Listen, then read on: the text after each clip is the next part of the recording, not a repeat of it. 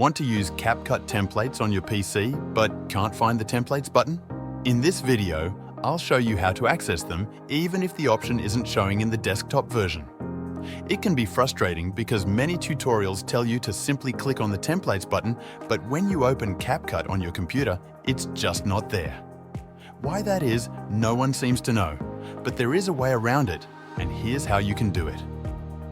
Start by opening a web browser and going to CapCut's official website. For some reason, templates are available when you use the web version. You'll need to log into your CapCut account. Once logged in, navigate to the Templates section where you'll see a wide selection of available templates. Right-click on the one you'd like to use, then click on Use this template. From there, you can upload your media directly into the template. After making your changes, you can export the final result and download it to your device. That's the workaround for accessing templates even though they don't appear in the desktop version.